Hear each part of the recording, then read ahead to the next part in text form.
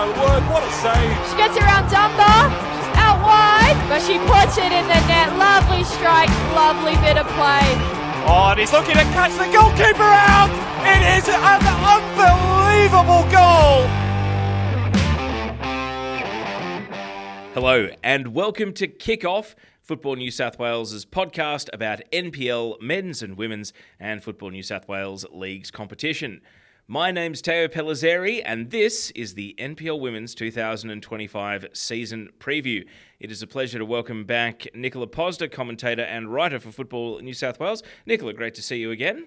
Good to be back. Another podcast, another season, another kick-off and ready to go. And we have a new voice, one of the... I mean, Rising Star might be a little early. We're going to talk about a lot of young talents in this podcast, and we have our own in the media here. Annabelle, Banfield, great to see you as well. That's very humbling to hear, Teo, so thank you very much. I'm not sure I'd categorise myself that way, but thanks, and I'm excited to be here. Well, we want more women covering women's football, especially at NPL level. It's exciting to see you arrive on the scene last season and also with match commentary and just contributing to growing the profile of this league. It's been a very interesting 24 hours for me as I harass a lot of people to get hold of the squads, but we got there. We're going to, as part of this podcast, go through all the teams, team by team, and just talk about who you need to know and what you need to know. But let's talk about the big picture. NPL New South Wales Women's this season is a 14-team competition. Especially for those of you that might have found your way to this league. You might follow the Matildas or the A-League Women's, and now you're looking to just dig a little bit deeper into how the football pyramid works in this country. NPL Women's New South Wales, the top division is 14 clubs. Everyone plays each other home and away. Now, there is the club championship as well. That determines which one team finishes in the relegation places at the end of the season. Now, Nikola, just a quick explainer on the club championship. It's a table that is public throughout the course of the season. It is a weighted table where your points from seniors, reserves and under 18s, if I'm not mistaken, are factored in order to determine the club champion. And it's a great trophy to win if you finish top, but last place is how you get relegated. So your seniors could finish safely mid-table or even make the finals, and unfortunately even still suffer relegation as a result. Well, that's correct. And we saw it last year with Mount Druitt, right? They didn't win the league. They came second in the League One competition, but they got promoted due to their club championship standing. So it's there to promote the youth, to make sure that you're taking care of what's coming through and that the club's producing for the future. So it is one up, one down, and as you mentioned, Mount Druitt Town is the team that came up. Blacktown Spartans, they did finish in last place in the seniors as well, and because the points are weighted, if you win a game in seniors, that goes a lot further than winning a game in the reserves or in a junior grade.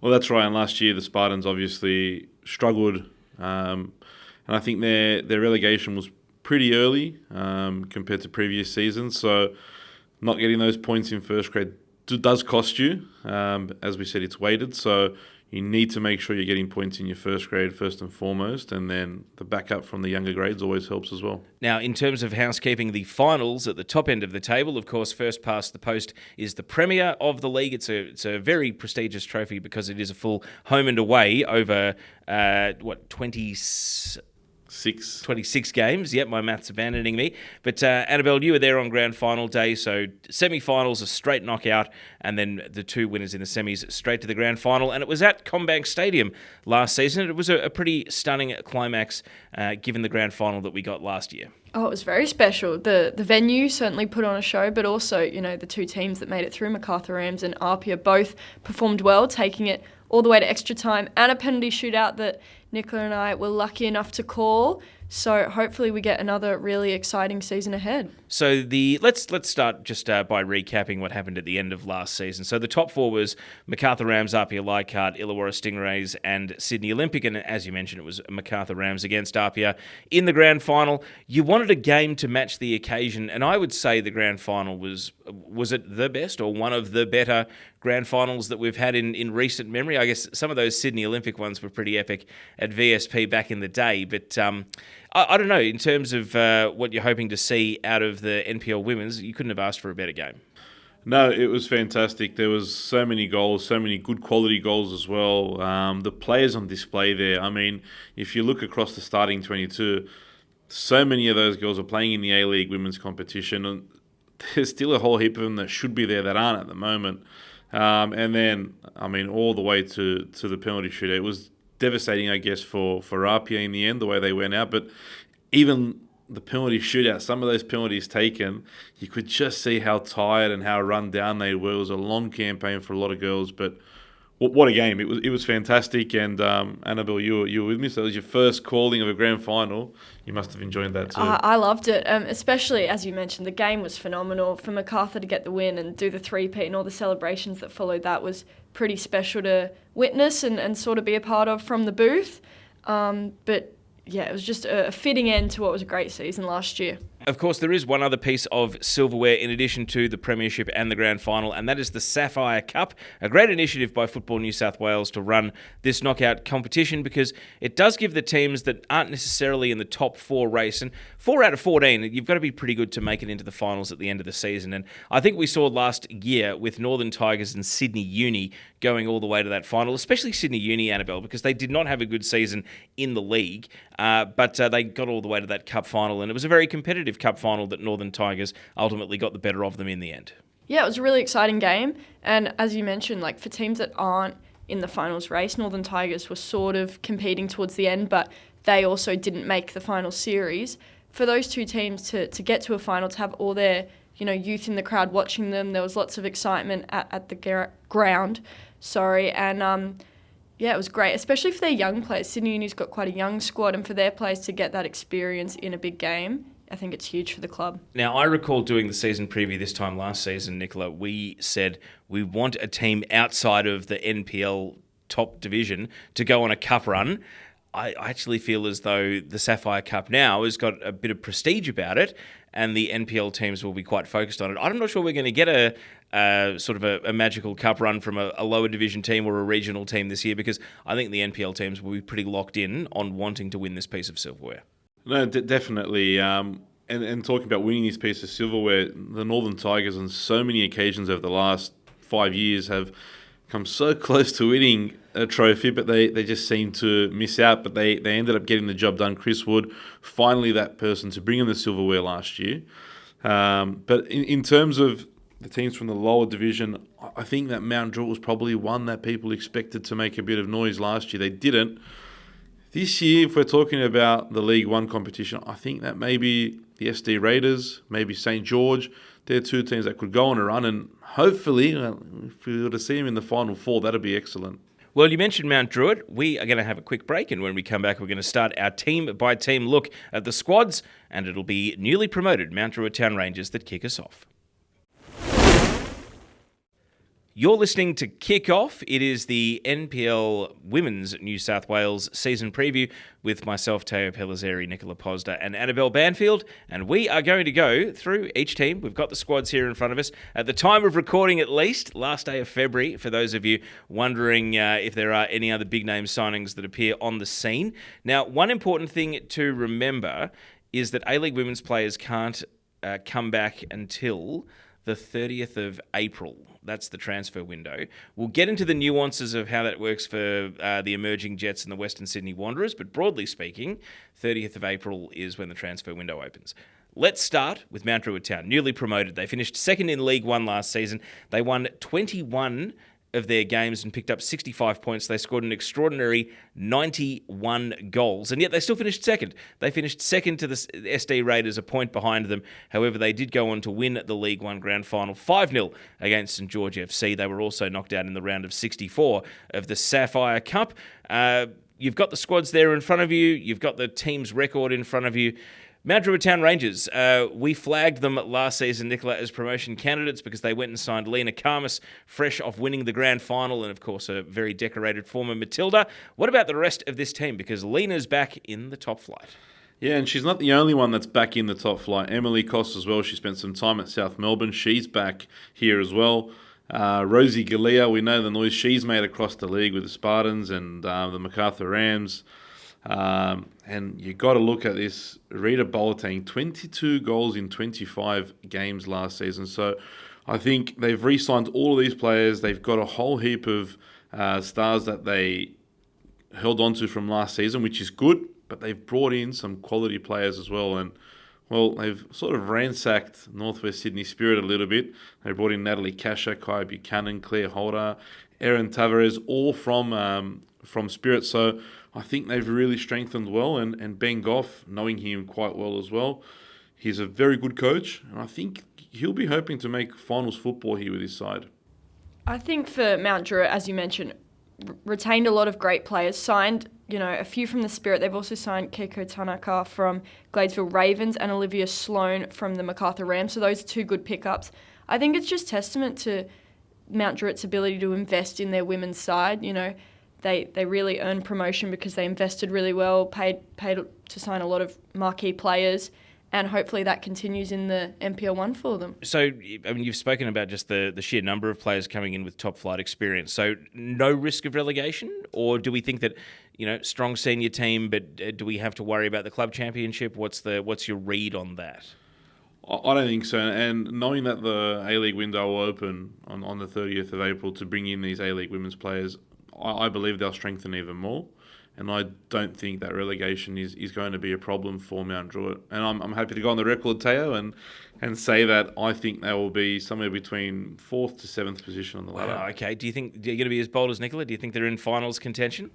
I don't know if I'd go quite as bold as Nikola, but I agree with him. I'm not sure they're a risk of relegation because they've proved that they're happy to sign players. If they're struggling halfway through the season, I think they'll stock up on A-League players. And also, I think that considering it was Blacktown Spartans that dropped last year, they're pretty similar in a geographic area. So a lot of the young players, in terms of club championship points, might just jump over to Mount Druitt. And so their 18s and reserve grade will still be strong sides and help them get points to stay up in the NPL 1. Let's talk about the other new face in the division because Football New South Wales Institute is no longer fielding a team in the Senior Women's NPL. That spot has gone to the Western Sydney Wanderers. Now, my understanding, as informed by Football New South Wales, is that they will operate like the Bulls Academy. They might have their own internal restrictions on the age of players that they want to use, but my understanding as of today is that they are like the Bulls Academy. They can play senior players if they want. They are, of course, completely aligned to the Western Sydney Wanderers A-League women's team, and that's reflected in the squad. So I won't steal anyone's thunder. What names, either coming back from the A-League women's or newly arrived at the Western Sydney Wanderers, catch your eye as this team starts a bit of a new venture into NPL women's football?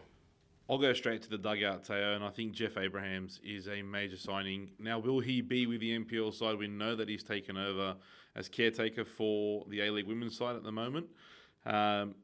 He had a fantastic season at Sydney Olympic last year. For me, my point of view, and I hope my friend over in Perth doesn't get upset with me, but Jeff Abrahams was the coach of the year last year. The way he built that side and got them into finals football and was literally a kick or two away from a grand final, I think that he did a great job and hopefully can do the same at the Wanderers. And you look at their recruitment as well. I mean, they've got a lot of girls from the Institute coming over. Anika Stajcic, she scored, I think, 5 goals in the last 4 games in pre-season, scored again over the weekend. I actually went down to have a sticky beak at what the Wanderers look like, and they look quite good. Now, again, the question is, which A-League players and when will the A-League players join the squad? Well, that's fascinating because we haven't seen, for instance, Olivia Vanderlaan or Brooklyn Hudson, Amy Barker. They haven't made a bench yet in the A-League Women's. So I would assume that the alignment of the two clubs mean that they don't have to wait until the transfer window. They're already at the Western Sydney Wanderers. So if their loading and their game time off the back of A-League Women's season isn't extensive from not having actually played any game time, we could be seeing them almost straight away. Well, absolutely, and Talia Capitanelis as well. She's another one that... But to be fair, she has played at least 10 games, so I think they might hold off on bringing her to the NPL too quickly. Well, she played on Sunday. She captained the side. Interesting, okay. So that's why I thought that was interesting myself. And then obviously Nikita Fazari is a really good signing for them. There's some good players, and I'm sure, Annabelle, you can see the list. There's quite a few good ones that have come over. Yeah, I was down in Canberra last week working with Football Australia on the Young Matildas tournament down there, and a few players really stood out, Nikita Fazari being one of them. She played quite well when she got on the field. Amelia Bennett had plenty of game time and played really well while she was down there. Maya Lobo, again, she's had some A-League time, so she might have to wait a little while to join the NPL squad. But nonetheless, they've got a really talented group of young players who, despite their age, have some experience. There's plenty of players in there who have stepped up in big moments. You've mentioned Talia Capitanellis already. I think she's a good candidate for captain, considering what she's done at Sydney Uni over the years. Really led the side to the Sapphire Cup final, as we already mentioned. And there's other players through the squad now that I'm looking at that have had plenty of NPL experience, even A-Leagues and, youth national team experience that'll mean that this side, despite their age, can perform with a level of maturity that I think will make them a really strong contender. And as I mentioned, Teo was at the game on Sunday. They played against Apia, and they actually beat Apia 2-0. So Apia is the team that we're expecting to perhaps win everything this year, and we'll get to them a little bit later. But the Wanderers beat them, and they look really, really good. So I think that this team is another that won't have to worry about relegation. Depending on who comes down from the A-League, they could be another finals contender. Okay, so you're saying they could go as far as finals. What do you reckon? I'd agree with that. I think they have a really strong list of players, and as long as they gel well together, which you said they beat Apia on the weekend, that's a great indication of what's to come. And there's plenty of talent in that squad, especially with Jeff Abrahams, pulling the strings behind the scenes. I think finals is a good goal for that squad. I don't want to put too much pressure on young players, but Amelia Casa was player of the tournament at the National Girls Championships. I know that just got renamed, so that's the old name, but what is it, the now Emerging Matildas tournament, I think? I'll get that right eventually.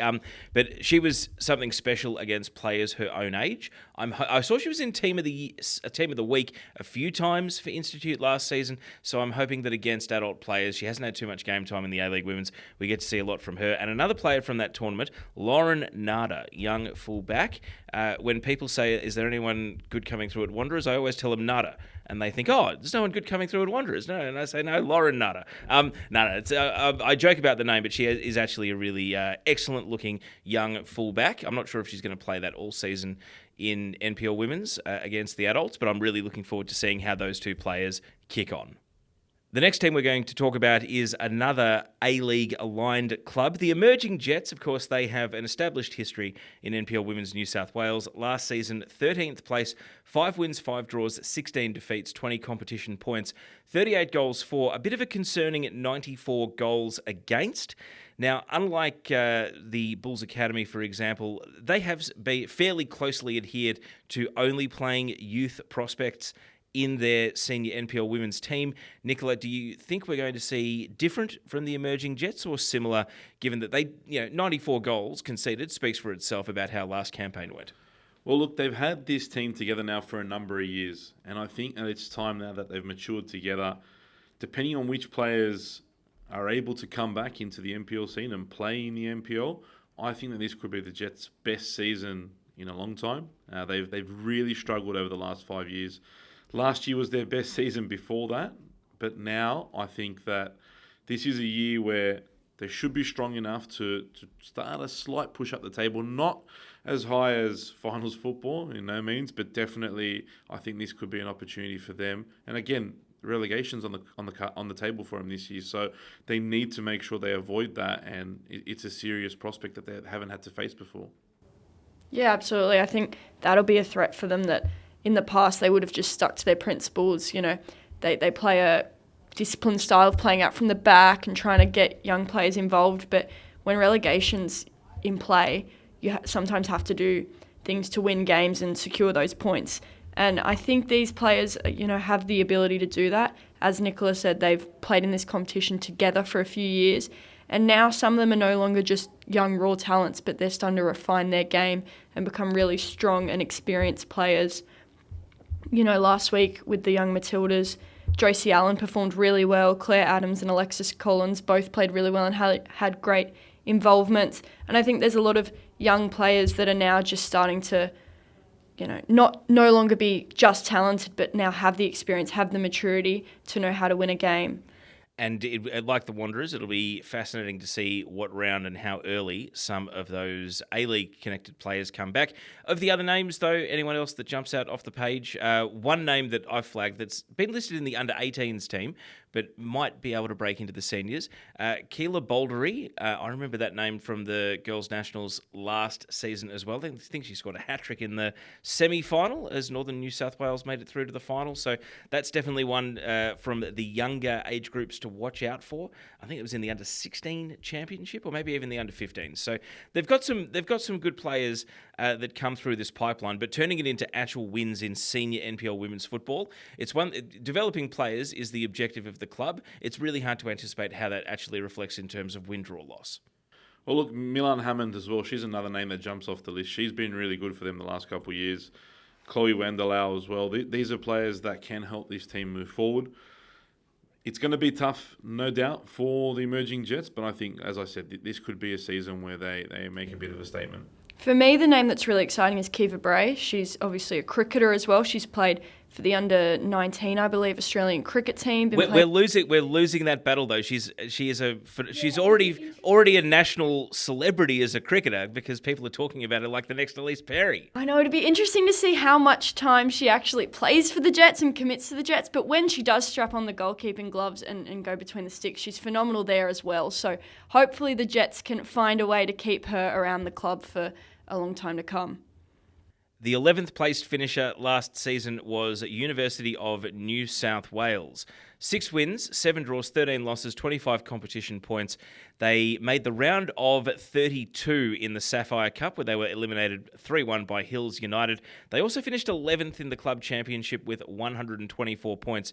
To put that in context, Blacktown Spartans finished 12th with 90 points, so they were a big gap clear of the team that did get relegated at the end of the season. So, University of New South Wales consolidated in the top flight. Where to from here? Yeah, look, I think last year for them was the most important was to stay in the National Premier League's competition. They managed to do that. They've added to the squad this year, and in my opinion, they've probably added last year's best player in the NPL, and that's Aya Yamahata. She was fantastic for Sydney Olympic the whole season. She's not the tallest central defender, but she doesn't lose a lot of headers, which is very strange. But what a signing she is. They've added a plethora of players that used to play for Bankstown City when they were in the NPL competition in Steph Grimbilos in goals, Demi Koulizakis, Georgia Plessis, Trudy Camilleri, Sky Kasachia, and they also picked up Chris Tadulu from Apia. So they've recruited well.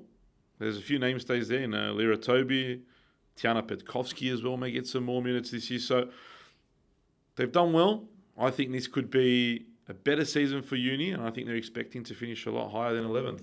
I agree. I think it's impressive that they stayed up. You see a lot of clubs, unfortunately, across world football, get promoted one year and drop straight back down the next year. So that's a big achievement, despite, not performing all that well in the ladder, just to maintain their position. And now that they've done that, they want to become a mainstay of the NPL and find a way to, take more steps forward. Pushing for a final spot would probably be their goal. I'm not sure I see that for them, but I think they'll be much further up the table than they were last year. Well, they have proven goal scorers. Alira Toby and Demi Koulizakis is two, in isolation, either of those two would be the top striker at their respective clubs, and they've got both of them. So, yeah, there's lots of goals there. So I disagree with Annabelle. I think they may be one of those that challenge for 4th spot. Again, I feel like they've recruited really well. They've got a lot of stability in midfield now. Kasachia's an absolute bulldog, very similar to Estelle Fragale from Apia for me. So she'll add a lot of steel in midfield. And, Georgia Plessis, for years you've been expecting her to really explode on the scene. Maybe this is the year she does now. Well, they've got good pedigree. Angelique Christodoulou and Georgia Plessis are both former young Matildas. Yeah, they've played for their country. So and Demi Koulizakis was right in the mix for the futsal national team as well. And I imagine that with the Australian women's futsal team continuing to advance, I think they qualified for the Asian Cup, she'd have her hand straight back up to try and get back into that team. Well, I did a bit of futsal this year, and I got the honour of watching Demi play, and I think it was her first year playing futsal, so she really did well slotting into that, and I think she'll just get better and maybe get a call-up. Let's go to 10th placed finisher from last season, Sydney University, 7 wins, 7 draws, 12 losses, 28 points, 41 goals for, 51 against, 186 points and finished 6th in the club championship. So across the three divisions, they were actually quite a strong team and finished mid-table in the club championship, even though their seniors finished 11th. As we mentioned, they made it all the way to the Sapphire Cup final where they were defeated 2-1 by the Northern Tigers. But I don't want to talk about the seniors. I want to talk about the under-10s. Annabelle, Banfield. How is your team that you're coaching going to go at Sydney Uni this season? Hopefully they'll smash it. Last week we had an away trip up to Newcastle to play a Adamstown Rosebuds or something, and they won 9-0, so they were quite happy with that.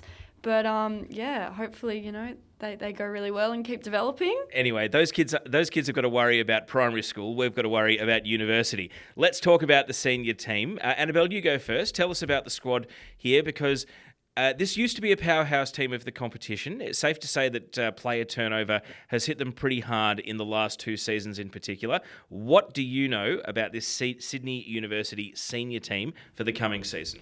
I know they're a really young group. A lot of young players, not a lot of experience within the side, especially losing Talia Capitanellis is a big loss for them. She's been around the club forever, and her left foot, is legendary at Sydney Uni. I think it'll be a tricky season for them because there's not a lot of experience there, but quite a few players played last year and were part of that, Sapphire Cup final, so hopefully they can start developing the maturity and helping the rest of the group move forward. I think it'll be a tricky season for Sydney Uni. They have recruited Charlotte Young to be their new TD after she retired out of ARPIA last season, and she's a big get because especially she coaches at the Endeavour Sports High School as well, so she has a lot of players that she can help there, bring them into Sydney University. I think it'll be a tricky season, but hopefully they go all right. Leadership's important at Sydney Uni because we've seen Em Husband go on to the A-League Women's with the Central Coast Mariners. Then we saw one of her assistant coaches go to the Wellington Phoenix. I guess Charlotte Young, that's an important post at that club, especially with so many young players that need sort of a unifying purpose and a direction. Absolutely, and she's been around a lot. I see her often at training, getting involved and helping out with all the different age groups. I think she will have a big say in how this season goes for Sydney University. Amy Shepherd was the name I was looking for there. I don't want to name drop someone without actually naming them. So Amy Shepherd, credit to her, also went from Sydney Uni, and she's now Paul Temple's assistant at the Wellington Phoenix. But it's not just them. You look at that they've developed players, but they've also developed coaches. Heather Garriock went on to bigger things. Alexa Parkus, obviously bigger things. So they've got a good system at uni. They've got a great youth system. That's why they finished so high on the club championship. But I do think this will be a very, very difficult season for Oz Rowley and his team. They are very young, and because they've gone so young, they've bled a lot more players from the younger grades into the first team. How will that affect them in the reserve grade, in the 18s? I'm not sure. It could be a big problem. I know that they've generally got a good group of players, but it might just be a little bit too much, and it might put a bit too much stress. I think this is going to be a tough season for Sydney Uni. It was Jamie Bowfields who played in the game against Ronaldinho, wasn't it? When he was out here, the Ronaldinho Cahill exhibition game. Pretty sure she was one of the players that got. I know that they didn't actually publish team sheets for that match, but I'm pretty sure she got a game. I'll take your word for it, Teo. Her and Amelia Feeney are the two captains for the side, so they're the ones being trusted to, lead this young group. They've both been at Sydney Uni for 8 years. So that'll, be a test for them as they sort of start their leadership journey. But yeah, that's kind of cool. I'll have to verify that. I wouldn't mind getting subbed in and playing against Ronaldinho. I'd even let him nutmeg me, just for the cameras. So that's an experience in itself. Ninth placed finisher last season was Manly United. 11 wins, 5 draws, 10 losses, 38 competition points. So they were 10 above Sydney Uni on the table with the gap between 9th and 10th. 45 goals for, 42 against. They were knocked out in the round of 16 by Sydney Uni in the Sapphire Cup. They finished 5th in the club championship with 191 points. Manly United, they have been a bit of a picture of stability in recent seasons. My burning question is, do they have the spark to take the next step and actually compete for finals, or is this just another very reliable team with a lot of seasoned players that we know what to expect?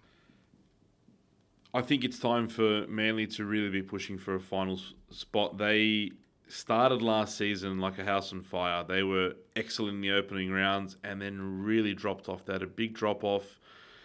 Tom Hopley's there again. And it's consistency and familiar faces at Cromer Park. They're a family-based club. They really work together. Again, they've got a good squad on paper.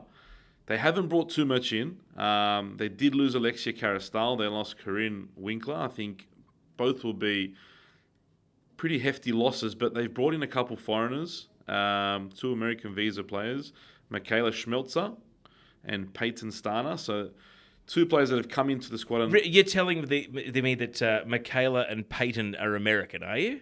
Blow me down. Just very American names, Pozder. I love it. Yeah, well, they've come into the squad. I don't know what they're going to give. They're obviously expected to offer a lot to the squad, to Tom Hopley's team.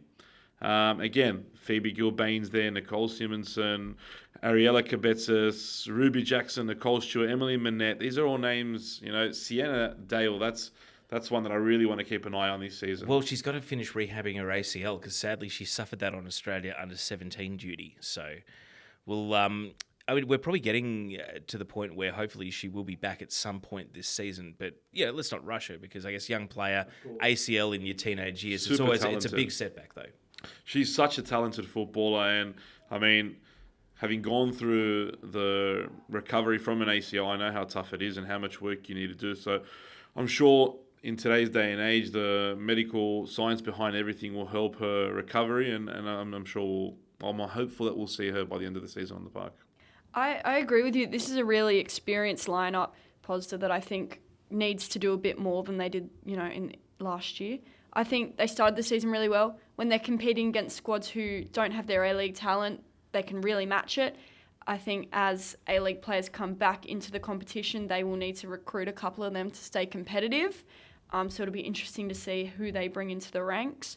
But this is a group that is the opposite to some of the teams we've talked about previously, in that they have loads of experience, lots of maturity, and hopefully that all clicks well to create a strong team for Manly. A couple of players that you haven't mentioned yet. Tegan Biazi, I'm hoping to see, fast players can really make a difference in this league, and I'm hoping that, if she's able to use her speed to her advantage, she could have a good campaign. And as the Victorian in the room, I know I've been living in Sydney for 3 years now, but Lucy Richards coming up from Melbourne. She has A-League experience at Western United, but was an excellent NPL player, played for the Victorian NTC back when that was the name of the team.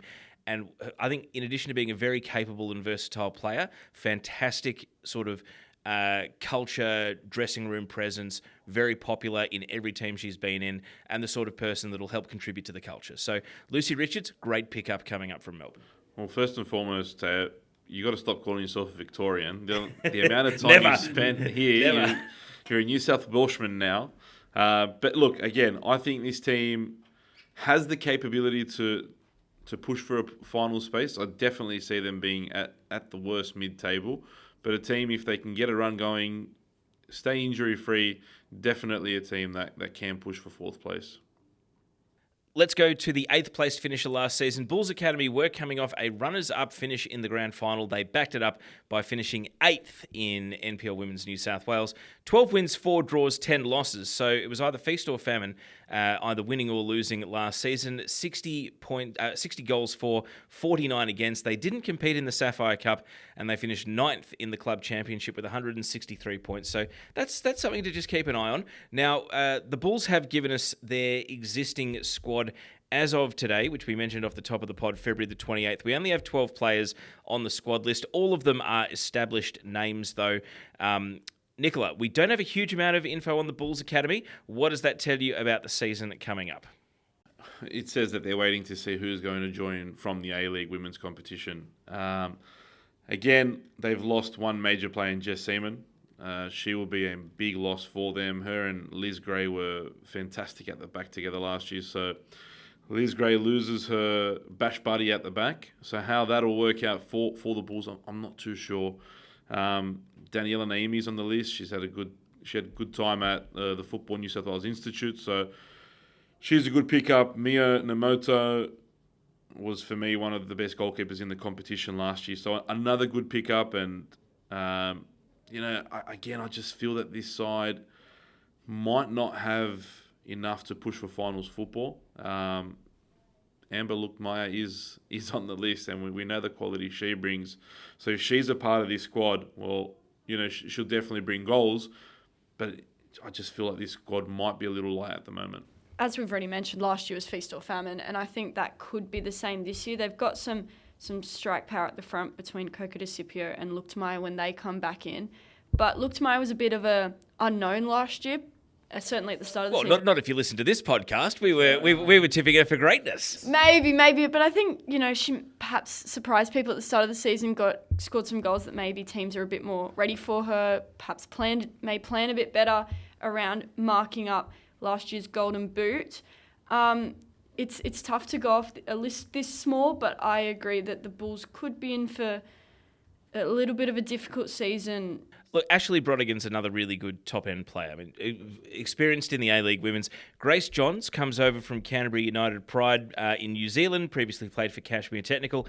Canterbury United's one of the top teams in the New Zealand National League as well. Not to be confused with Gracie Johns, who used to play for Football New South Wales Institute back in the day. So Grace Johns from New Zealand is another one to watch.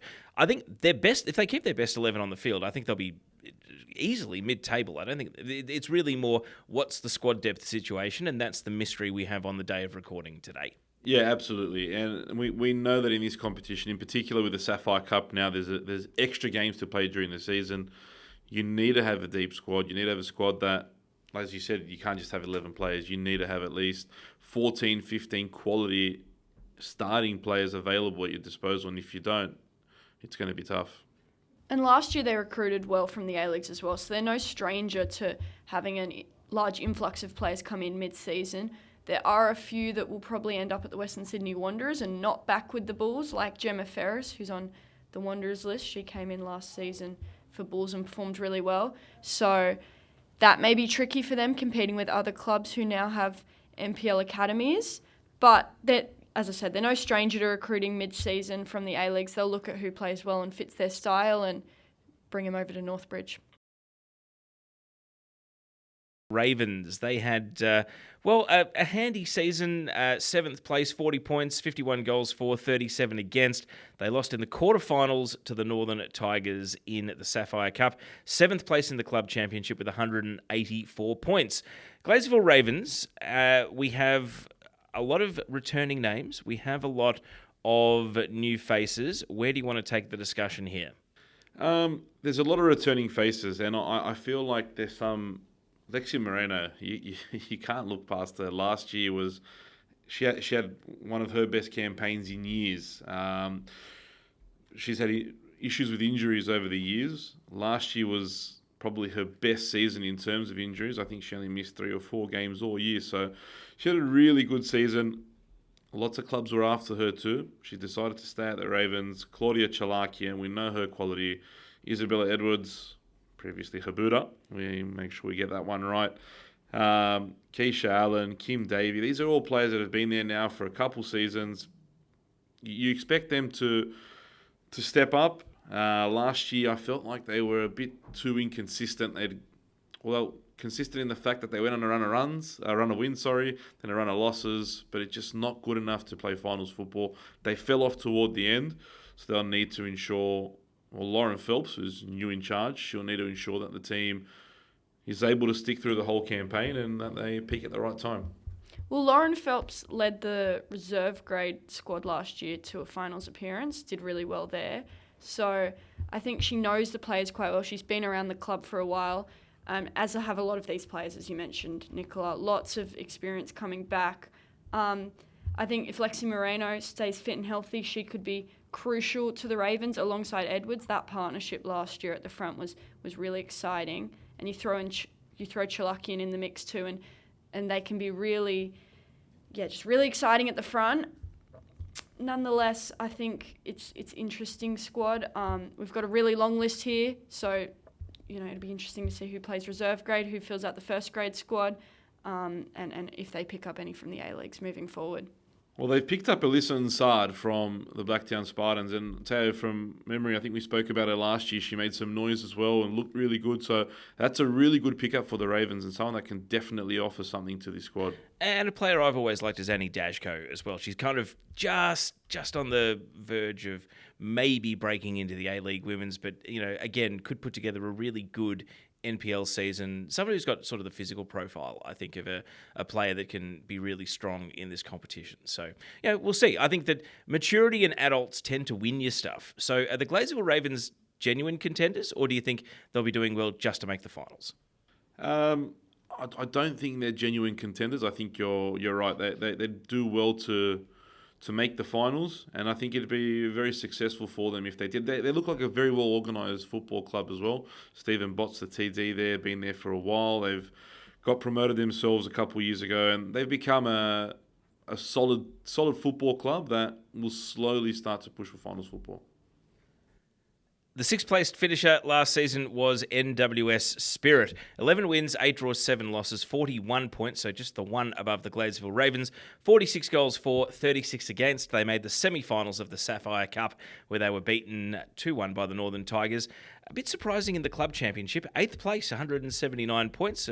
Club-wide, Spirit are on a massive high with how their men have started the season. They have an excellent reputation in the women's competition. They've had some of the biggest names in the competition play for them in the past, and they've also been excellent at helping players develop, whether it's Rolla Badawea, who's now playing over in Portugal, whether it is a player like Mary Stanich-Floody or Talia Eunice or Ella Buchanan, all of whom have represented their country at youth age group level. The Spirit do have a really good reputation. However, how is that going to manifest on the pitch in NPL Women's New South Wales this season? Well, David Perkovich will be talking closely to Tony Candy, I'm sure, and Tony Candy will be trying to pinch a few tips from his student. Of course, they work together quite closely. Tony Candy a little bit older than Perko, but look, this squad's gone through some big change over the off season, and probably the most out of everyone. Sky Hamerick, we didn't get to see a lot of her last year because she was injured, but definitely a player that will look to make her mark, can scores for fun. And I think if she's fit, definitely one that they'll be looking to score their goals. For those not familiar, would it be fair to say she's a Sheridan Gallagher-like sort of striker? Very similar, yeah. Striking physical presence, especially given how young she is. Could grow and become an even more potentially dominant player. Definitely, she's still a teenager, so one that will definitely look to make her mark. And again, someone that's probably knocking on the door of some A-League women's clubs and could look to make that season where she makes that step forward, just like Eunice did last season. She really stood out for the Spirit. Again, Erin Pridmore's there. She is Spirit through and through. Katie Off, I think, had a breakout season last year. Really good between the sticks. There's players there. Again, do they have enough depth? There's lots of rumours circling around the league, though, who they're bringing in. We won't mention any names because maybe the club wants to keep them on the down low, but definitely if they were to bring those players that we're hearing, they will be very competitive next year. Will they be challenging for the title? Maybe not so much, but definitely a team that will challenge for the top 4 if they're able to bring these A-League players in that they're speaking about. Yeah, currently looking at the squad with no rumours involved, they've been a bit ransacked by other clubs around the league. Their starting midfield from last year, and even a lot of their midfield substitutes seem to have disappeared. Kayla Osborne's the main one still around, so it'll be difficult for them to rebuild, but they have some talent. As you mentioned, Sky Helmerick, really strong player, grown up through the Spirit system playing with the boys, so incredibly physical. An interesting name for me is Shani Cooney Cross. Obviously that name has been, I just want to get out in front of this. All the Arsenal fans that are obsessed with Kyra Cooney Cross, her older sister, got hold of this. They saw that there's another one coming through. Just leave the poor girl alone, okay? Kyra was doing amazing stuff at 14 when she was coming through the ranks. Just let Shani enjoy the NPL. Arsenal fans, give her a break. Stay away. She's a talented player. She's not heading to Arsenal just yet, though. So let her do great things at Spirit in the meantime. It'll be interesting to see if they bring Ruby Sullivan back as well. Well, that's another player they've developed as well. She's got brothers at the club. and another great success story because she's broken into the young Matildas at 16 years of age. So she's still got another entire cycle of eligibility to go after the current group of young Matildas. Well, look, like we speak about development and training with the boys at Sky. Ruby did the same. They do that for a lot of the youth players at the club as they move up. They push the girls into two age groups push the girls with the boys. They train them together. They give them the opportunity where it's maybe a little bit more physical, and it's working for the football club. I mean, their program's quite good, and they've developed lots. So let's see what they can push out this year and who they can develop now. Yeah, the names in the squad currently are a little bit concerning, but they always seem to do well. They always seem to find, gems within their ranks, develop young players and bring them through. So I think the Spirit will be okay. I don't think they're a relegation threat or anything like that, but I'm not sure they're pushing for finals with the squad as it looks right now. Northern Tigers were one of the trophy winners last season. In the league, they finished 5th, 13 wins, 5 draws, 8 losses, 44 points, 65 for, 49 against. Of course, they won the Sapphire Cup final 2-1 at Valentine Sports Park against Sydney Uni. They also finished 3rd in the club championship with a massive 229 points. Northern Tigers have a great reputation. They're always at the pointy end. Is this a season where they can take the cup success and replicate it in the league? Well, this will be an interesting season for Chris Wood. They finally won some silverware. They've kept the majority of their squad from last year. So, obviously, Olivia Cartwright, Nikola Dominikovic. They're a good team. There's no question about that. But the one that really stands out for me, she's somewhat a new signing for them, but it's Savette Uzunla. It's good to see her back. Had a baby. He's back again now at the football club. How long is it going to take her to get into the running of the whole back training kids and all the rest of it? That's a bit of a question mark, but she's capped by the Matildas 48 times. She'll just bring so much experience to the squad. It's hard to believe she's only 35, Nikola. Like, I remember watching Savette Uzunla at centre-back at the 2011 Women's World Cup. You make me feel old. I'm considerably older than Savette herself. I feel old. Yeah, well, look, like I said, I think she's just going to bring so much to the youngsters here. I know she's been at the Tigers for a while, and I see when she was coaching there as well, I'd see all the young girls, they all know who she is, they know what she's done, and she'll be massive for this football club and for Chris Wood. She'll be a coach on the pitch, and we know how important those are to have as well. So I've heard as well that they've been working really hard to bring in some quality A-League women's players. I think this team will be a finals football team next year. They've brought in an American visa player, Hayley Johnson, as well, from the Preston Lions. So come on, Teo, you're the expert from Victoria. Give us some insight into Hayley Johnson. No, I have been living in Sydney for a while. Now you want to claim it, Teo. What are your thoughts on the Tigers, Annabelle? I think they played really well last year. They took a while to get going, and it was the A-League players coming in that really kick-started their campaign. Last year they had, key players, Alex Hewen, Izzy Gomez, Greta Crisula all came in midway through and really steered them towards almost making the finals. I think this group can perhaps go on better this year. I think they can make the finals with the current group. They've recruited well, getting Savette Unzula, as well as Savannah Murray coming in from the Northwest Sydney Spirit, and keeping that core group of players, as Pozder mentioned, Cartwright, Dominikovic, Keach as well, played really well at the back for them last year, Beth Bernardi in the midfield. It's a really strong foundation they've got, and when you add A-League players onto that, I think they're a big threat for this season. And they have the player with the best name in the league, Saffron Grass. All right. I thought you were going to say Jade McAdamney. We had a few issues with that one last year, but we finally got there. But what a player she is. No, I'm a big fan. She's excellent off a set piece. Slightly tricky last name. Nonetheless, we'll work on that because she'll definitely be in the goal-scoring ranks again this year. No, in all seriousness, I'm a big fan of Saffron Grass. I think she's come down from the Emerging Jets program previously. Just a ball of energy in midfield. And, we know the Tigers are going to be strong. let's take a look at the teams that finished in finals positions last season. However, will it be something similar this campaign? Sydney Olympic were the surprise team this time last year in the season preview pod. We actually had Sydney Olympic in the we don't know enough category. I think we only had a handful of players. So this year I made sure to go and actually get their squad. It wasn't easy, but we pulled it together. Now, 14 wins, 4 draws, 8 losses last season, 46 points, 48 goals for, 40 against.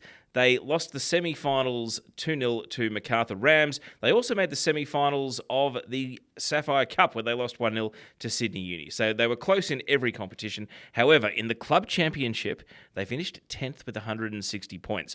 That gives me real Bankstown City vibes from a couple of seasons ago, where Bankstown had a strong senior team, but had very little going for them in the lower grades.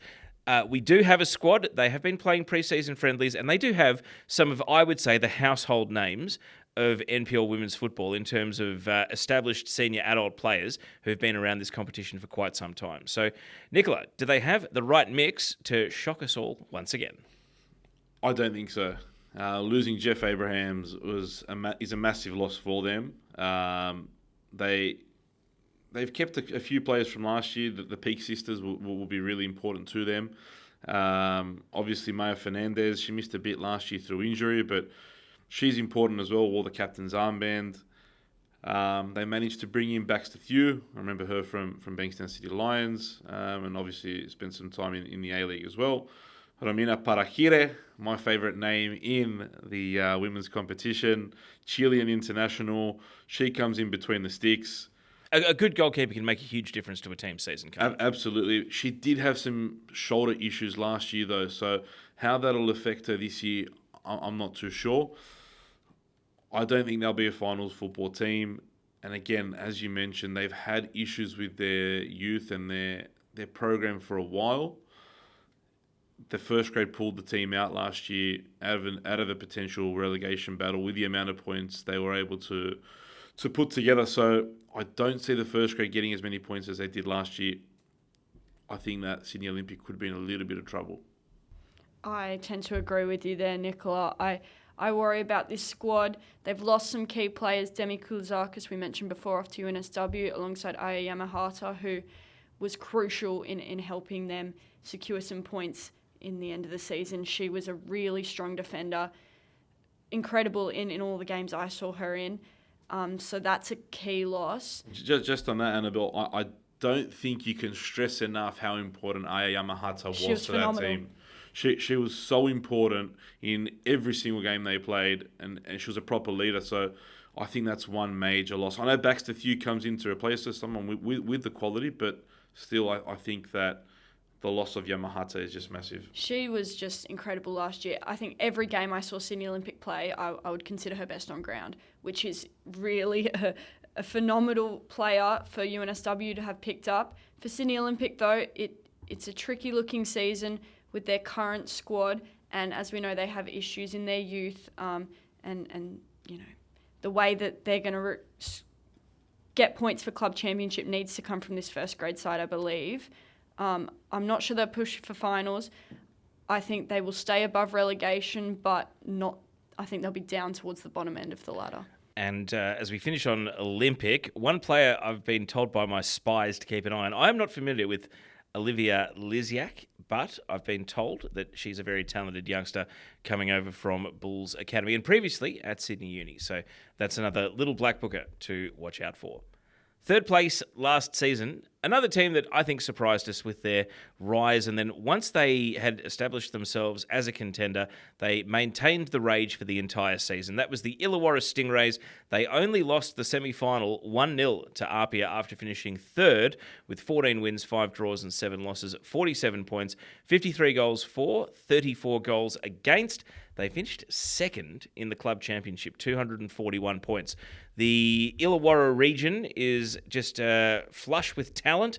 They have provided a stack of players to the A-League women's and also the youth national teams, and I think it's fitting that that is being reflected on the pitch, even though there are plenty of players from the Wollongong area that have gone to other clubs in NPL Women's New South Wales, and they have also just cast their eye up to the Sydney region to bring a couple of players in. What do you make of the Stingrays, Mix?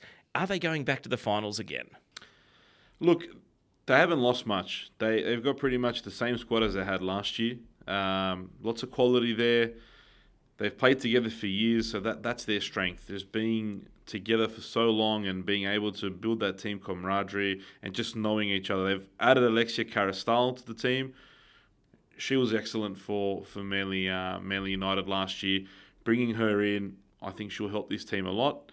Siobhan Edwards has goals in her up top. If she's firing, I think that the Stingrays should be okay. They'll definitely bring in some A-League women's players as well. Chloe Middleton's there again. Everyone... Signature bow on Chloe Middleton. I was about to say, everyone knows Chloe Middleton by the bow. And obviously her footballing ability.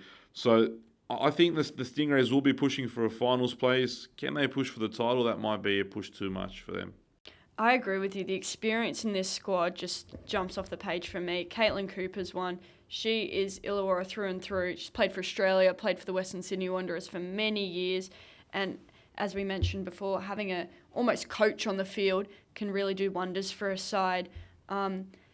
It's a strong-looking squad considering what we know they achieved last year. Can they build on that and go one step further, perhaps make the grand final this year? I don't know, but I think finals is a good aim for them to achieve again. All right, well, we'll keep a keen eye on Illawarra and see how they go.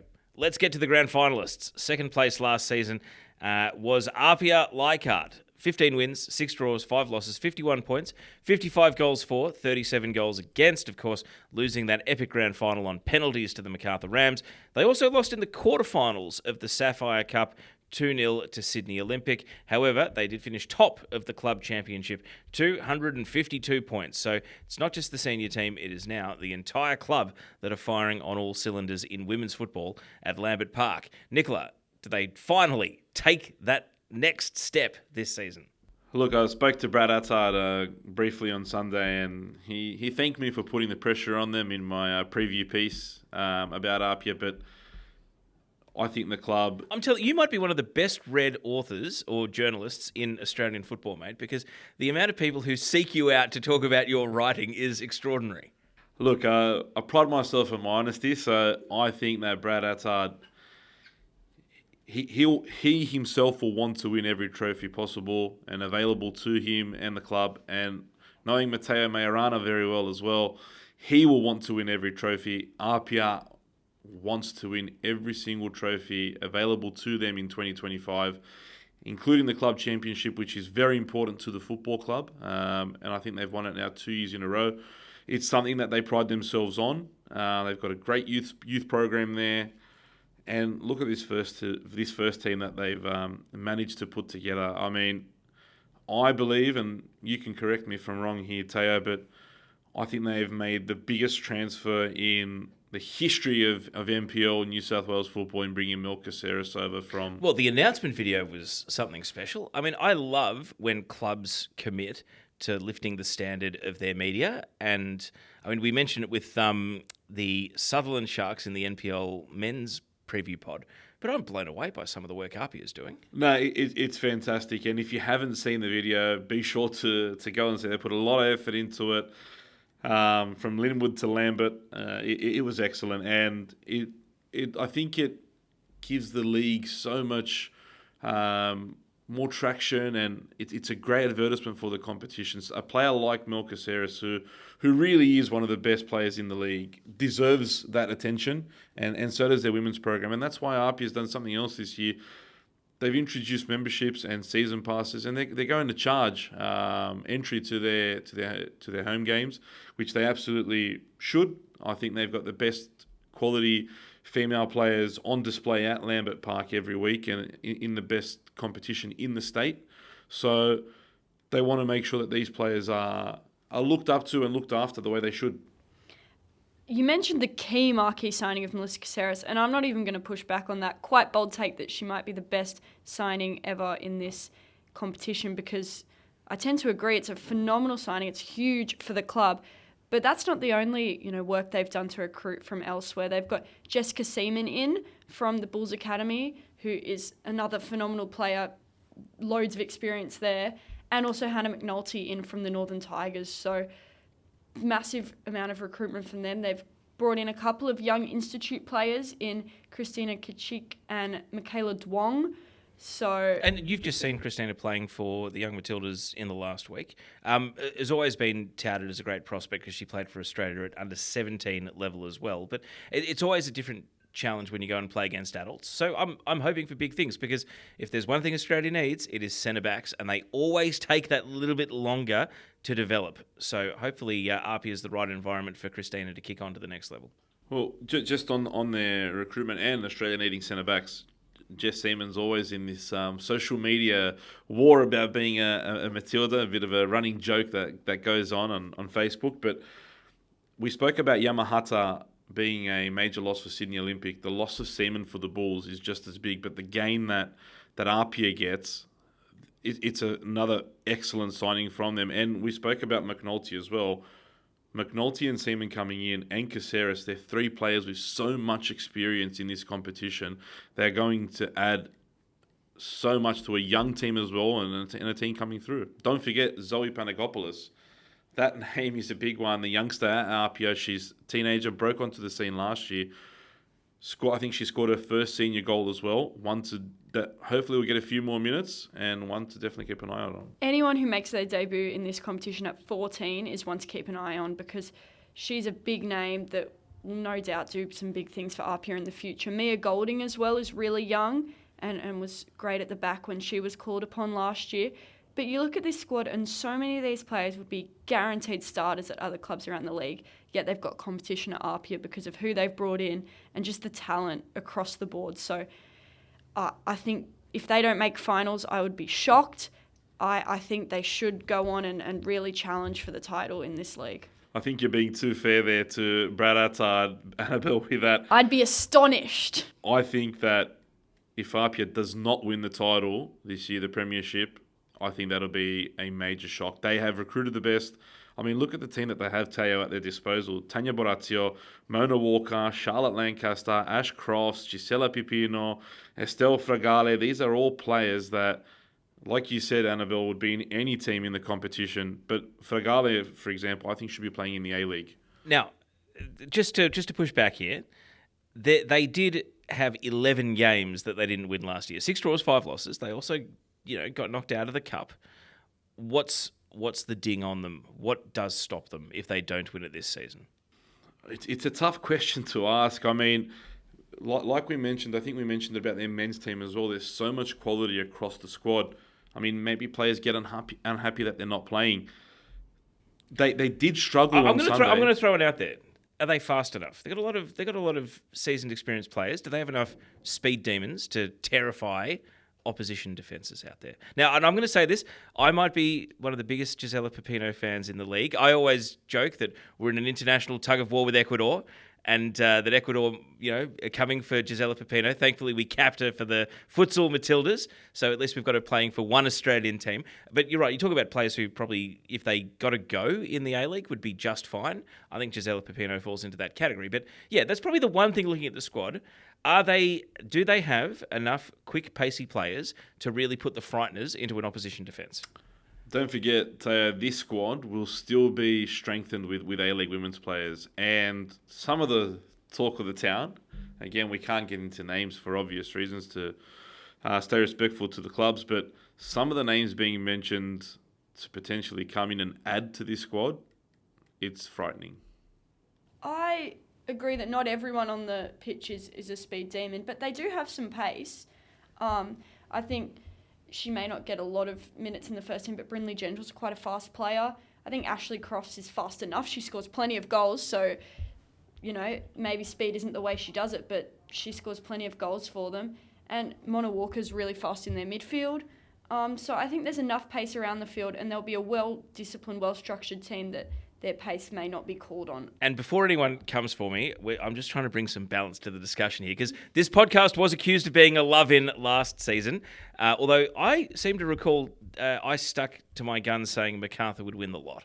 And they did. Of course, you'd bring it up, Teo. Now I bring it up. Now I bring it up because our final team in this preview that we're looking at is the Macarthur Rams. First place, 17 wins, 5 draws, 4 losses, 56 points. So they did finish 5 points clear at the end of the season. 63 goals for, an incredible 23 goals against. They conceded less than a goal a game, won the grand final on penalties. However, they did get knocked out of the Sapphire Cup by the Gladesville Ravens in the round of 16, which was a massive result for Gladesville. Fourth in the club championship, 221 points.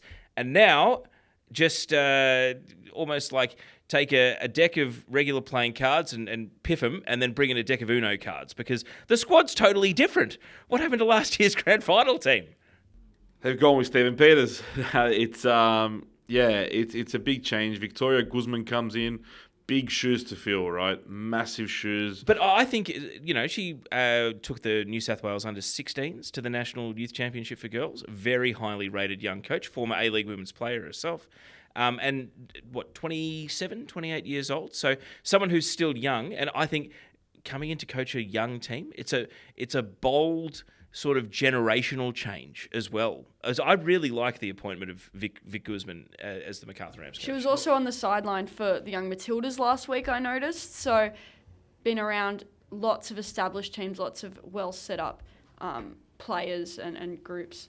Bold or risky, Teo, it can go one of two ways, and I'm all for giving young coaches the opportunity. A lot of them have got that opportunity in the NPL competition, which is fantastic, but it will be a real test, especially coming into a team like the Rams who've won the league. But is it a clean break? Do we have to look at this differently, that it's just now a new era because Stephen Peters isn't there, because all of the names that helped win those championships are no longer there, that it's almost like a total reset of the club? No, it absolutely is, and I've spoken to people from the club, and they've said exactly that. This is a complete reset. We're starting fresh.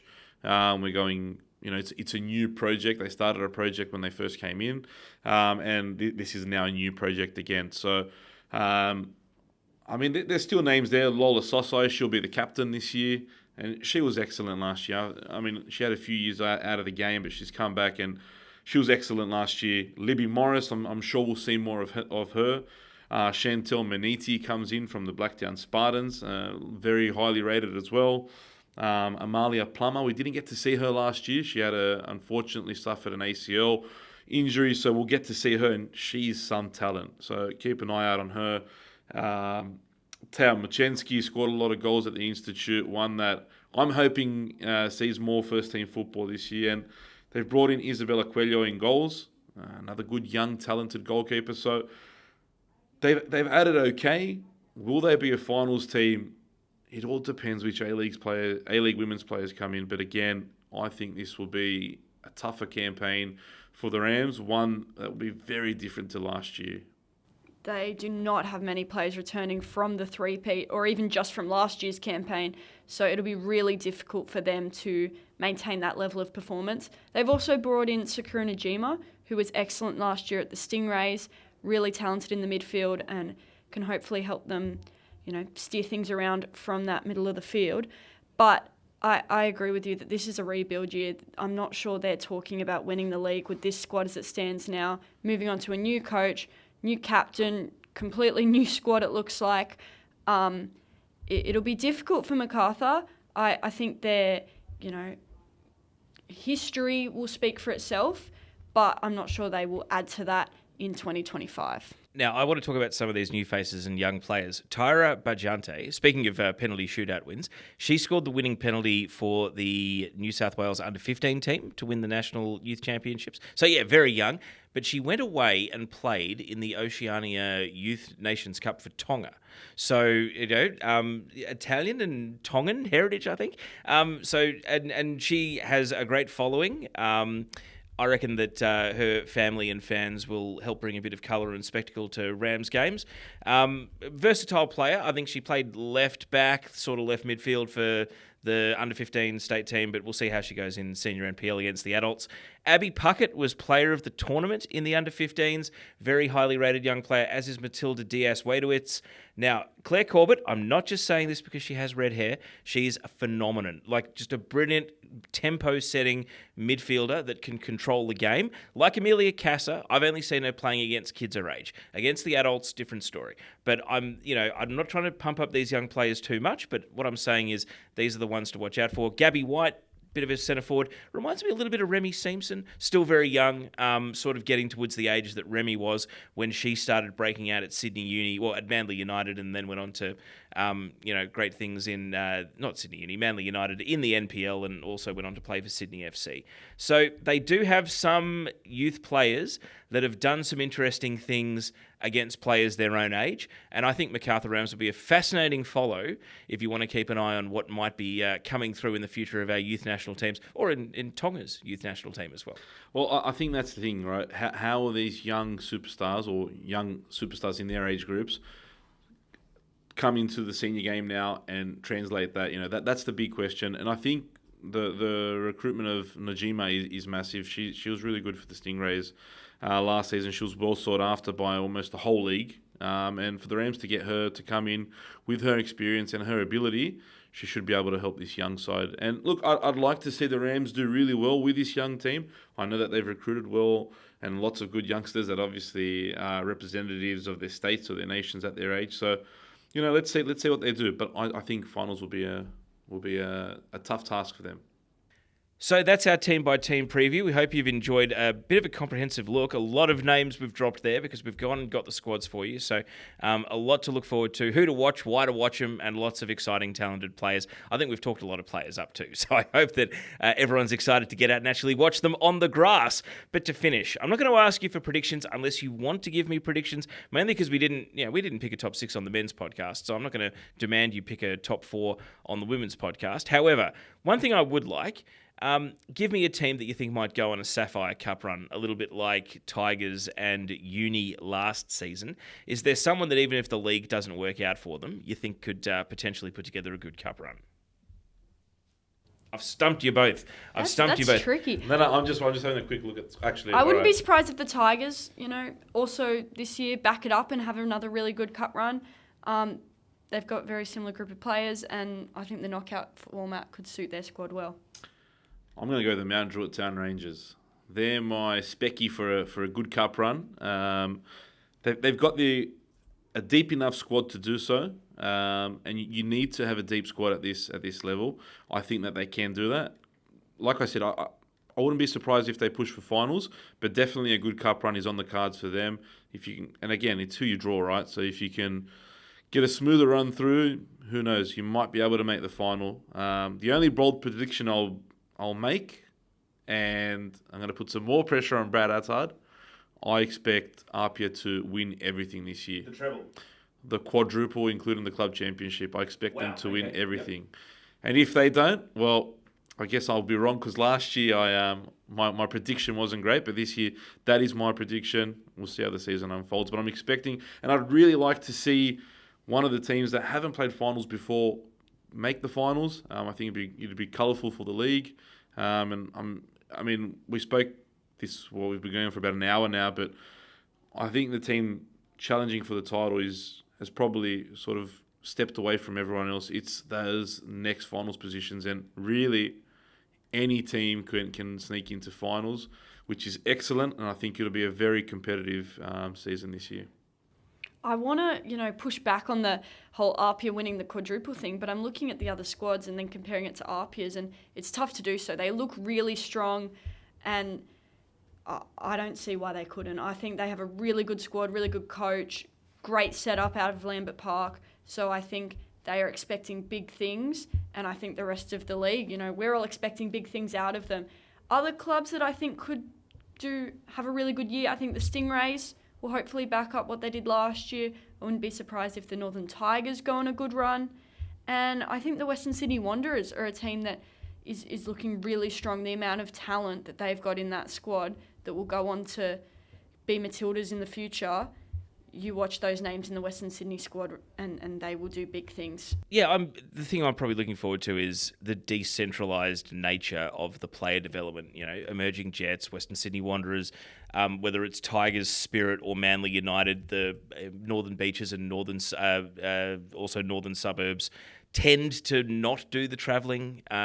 So any given good young player could pop up at any of those teams. And we mentioned that Macarthur have now got this hotbed of talent as well, Macarthur Rams, that is. So I'm fascinated as to who sort of makes the break, you know, whether it's a 16, 17, 18-year-old or even someone who's a little bit older, but maybe makes a leap, kind of like Amber Lookmeyer did last season, to go from, oh yeah, good young player who could make the A-League, to Golden Boot winner that was a very keenly sought after signing by a number of A-League women's teams. So I'm always fascinated by that, to see who kind of makes the jump in season. You can watch every game on the Football New South Wales YouTube channel. The live streaming is back this season. Annabelle, where are we going to be hearing your voice in round one? Round one, I'll be commentating for the Western Sydney Wanderers, their opening game of their NPL history against Manly United. Well, I'm looking forward to hearing more from you during the season. And Nikola, whereabouts will you be taking your talents in the early rounds of the season? I'll be at the grand final rematch when Macarthur take on Apia. At the moment, the game is scheduled for Linwood, but I don't think Linwood Park is just ready yet. So I think that one will take place at Lambert Park. But yeah, really looking forward to the grand final rematch and seeing these young players in action. Every game streamed on the Football New South Wales YouTube channel. Make sure you like the Facebook page for NPL New South Wales, because that's where the highlights packages appear as well. I'm looking forward to just getting out and watching a few games, and if I'm not explicitly commentating matches, I always stay across the highlights. I always keep a keen eye on what's going on so I can stay informed. As this experience has taught me, the only way to actually really be an expert on this stuff is to put the work in. Otherwise, you are just talking waffle. So if anyone wants to pin our comments up on the dressing room wall, you're welcome. It worked for Marconi in the men's last season, so why not give it a go for your women's team? Nikola Pozder, thank you very much for joining me. Thank you, Teo. And again, looking forward to a really good women's season. I'm starting to get comfortable in this seat across from you. So looking forward to more podcasts this year as well. And Annabelle Banfield, have a fantastic season. And thank you for joining us for this podcast. Thanks for having me. I'm really looking forward to it. Talent across the board. That'll be excellent viewing for everyone. Make sure you subscribe to the Football New South Wales podcasts. Of course, our men's season preview was there, and we will be back for the first drop of Kickoff, summarising what's gone on in the opening rounds of a fascinating NPL men's New South Wales season as well. So we will have the guests coming back this season at our intermittent drops of this podcast through the campaign. So subscribe wherever you get your podcasts and rate us 5 stars while you're there. On behalf of Nikola Pozder and Annabelle Banfield, my name's Teo Pellizzeri. Thanks for joining us on Kickoff. We'll speak to you next time. Picks the top corner. Each perfect dash crossed, and oh my word, what a save. She gets around Dunbar, out wide, but she puts it in the net. Lovely strike, lovely bit of play. Oh, and he's looking to catch the goalkeeper out. It is an unbelievable goal.